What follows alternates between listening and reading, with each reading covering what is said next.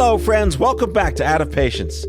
In science, progress isn't just slowed by what we don't know. It's strangled by systemic barriers built on bias, bureaucracy, and buried history.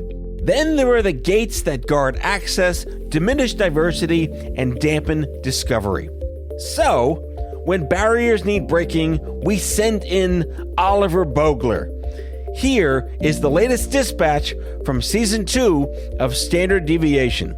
Take it away, Oliver.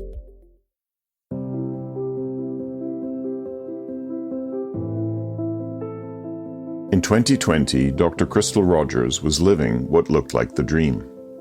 She had just moved to UC Davis, a top-tier research university, to set up her lab. She had the title, the students, the space. But behind the scenes, the dream was falling apart. At the end of it, I was ready to quit science, honestly, because I thought, my grants aren't doing well. I don't think I belong here. I don't think I can succeed at this place. And I would drive in the country roads, honestly in tears, trying to figure out what I'm going to do with my life because I can't do this. Crystal wasn't dealing with a lack of talent. She's a developmental biologist. She studies how embryos form, how a single cell decides to become a spine or a face or a heart. She understands how to build things from scratch. But in 2020, she was hitting a wall that talent alone couldn't break, and she was carrying a heavy load outside the lab. I am a mother, I'm a wife. I take care of my mom, who has had cancer several times, and she lives with us. And so that's life. I have friends that I don't see because I'm always working. I'm Oliver Bogler. Today on Standard Deviation, the invisible rulebook of academia. We're going to look at that perilous moment when a scientist transitions from promising student to independent leader and realizes that the skills that got them there, pipetting, data analysis, hard work, are not the skills that keep them there. We're following two scientists who almost fell off the cliff and how a team of rogue editors taught them how to fly. To understand the cliff, you have to understand the business model of an academic career. When you're a student, you're judged on your potential. When you become a principal investigator, you're judged on your ability to win grants. If you don't get the money, you don't get tenure. And if you don't get tenure, you lose your lab. Crystal is a first-generation college graduate. She didn't grow up knowing how to play the game of high-stakes academic funding. She wasn't alone. It was my entry into a tenure-track position, and then I had a child, which I wanted, but that was my third child, and it was a lot. Then I went through a divorce, which was pretty difficult, and that finally was finalized end of 2019, and then COVID came. This is Dr. Michelle Mendoza. She's a cancer biologist at the Huntsman Cancer Institute in Utah. Right when she needed to secure massive grants to keep her new job, life was throwing everything it had at her. I remember that cartoon where the Wile E. Coyote's walking and the anvil falls on him. And I was like, oh my goodness, it's almost comedy. And I was trying to get my grants at the same time. I was sort of running up against needing those grants. And I experienced sort of a same thing of just being sort of confused of why I wasn't getting the scores I needed. And here's the reality of science that actually determines who survives. Grant writing is a highly specific rhetorical art form. You need great science, but you also need to present it in a way that gets reviewers excited. Michelle had written grants before as a student. She thought she knew how to do it. She was wrong. How you're evaluated in those grants was different for a junior faculty than the grants that I'd helped my senior advisor write. What he could write, which is, I've published 4 Cell papers in the last 10 years and how many ever, that stood on its own. And I think I also was writing the grants too big, like my previous advisors could. They could say, I'm going to study, this much bigger field than anyone would believe a junior faculty could do or should do. This is the hidden curriculum. It's knowing how to present your work so that the logic is razor sharp. It's a language of confidence that is typically taught through osmosis in the hallways of elite, well-resourced institutions, hallways that people like Crystal and Michelle were navigating alone. It's about the echo chamber. You're the expert. And so however you look at it, it makes sense. And I think that the key that I was missing was everybody's not looking at your science all the time like you are. So you have to provide them with a foundation. And I was missing that. This is where the Life Science Editors Foundation enters the story. They run the JEDI program, Justice, Equity, Diversity, and Inclusion. They pair scientists facing barriers with volunteers who are former editors at major journals like Cell and Nature. When Crystal applied to the program, she was matched with a former editor named Angela Anderson. Crystal sent Angela a grant that had already been rejected twice. Handing over your failures to an elite editor is deeply intimidating. Hard to begin with. I was embarrassed. I knew that the reviewers had said this is trash. So did I really want to share trash with somebody, who's so accomplished? And I was in between a rock and a hard place because I knew I didn't have a choice. You're going to do this or you're going to fail. And this pretty little office behind you is going to be somebody else's. When you hear about an editing program, you might picture someone fixing typos or polishing commas. But that's not what the JEDI program does. They edit the logic. They act as a dress rehearsal. Michelle Mendoza sent her draft to the team, trying to get her first major R1 grant.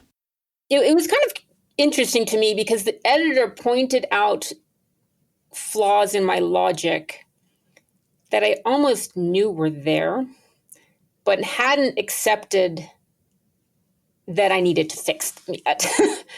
And having them say, you cannot start your grant this way unless you reorganize this or address this head on. I mean, it's scientific editing. It's sort of, here's the logic flow, the rationale for doing this.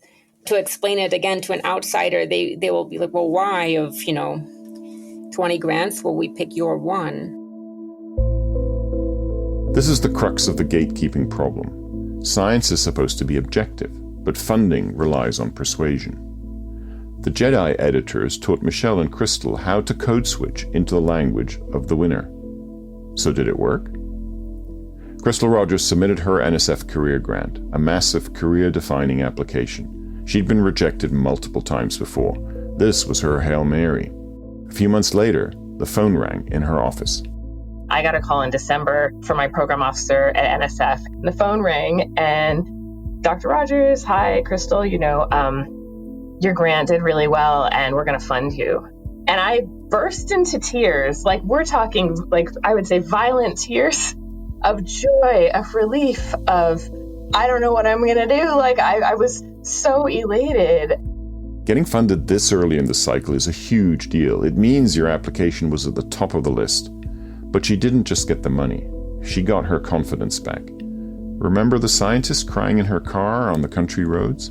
Within a few months, I had gotten a personalized license plate that says Dev Bio, so I am a developmental biologist. Now I am the Dev Bio professor who drives around Davis, playing 90s hip hop and Beyonce, just enjoying life and science. For Michelle, the stakes were just as high. She needed tenure, and in the academic system, grants equal tenure. So I'm meeting with my program officer, and they said, we are recommending it for funding, which was just again, totally mind-blowing. I mean, it's like you see your whole future actually is the future. Then I got the notice that it was going to be funded, and I was like, I'm going to get tenure. I'm going to keep my job. I don't have to move. It was huge. I don't have to move. It sounds so simple. But think about the loss if they hadn't stayed. Crystal runs a thriving undergraduate research program. Michelle is discovering fundamental mechanisms of cancer progression. If the hidden curriculum had filtered them out, we wouldn't just lose 2 careers. We would lose the science they haven't discovered yet. There is a concept in sociology called the Matthew effect, the idea that advantage accumulates. The rich get richer, the published get more published.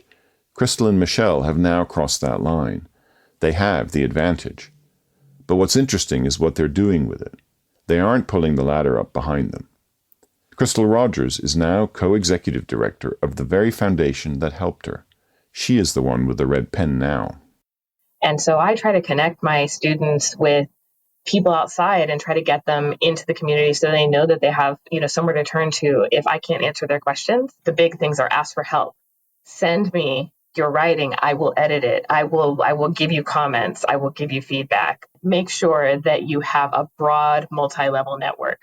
And Michelle is taking the secrets of the hidden curriculum and making them public for her students too, proving that a scientist doesn't have to look or sound a certain way to succeed. I didn't fit the typical mold of scientists, but I think people that are driven to learn, anyone can do this. I remember asking my kid one day, like, what do you think of when you think of a scientist? And she said, you. And I was like, well, that's amazing. Not what would be in a cartoon. Science likes to tell a story about itself, that it is a pure meritocracy, that the data speaks for itself. But for Crystal Rogers and Michelle Mendoza, the data weren't enough. They needed a translator. They needed someone to hand them the rule book that everyone else seemed to have already memorized. The stated goal of the JEDI program is to edit manuscripts, grants, and job applications. But if you talk to the alumni, you realize that's not really what they're doing. They are editing the system itself, one grant, one license plate, and one tenure track position at a time.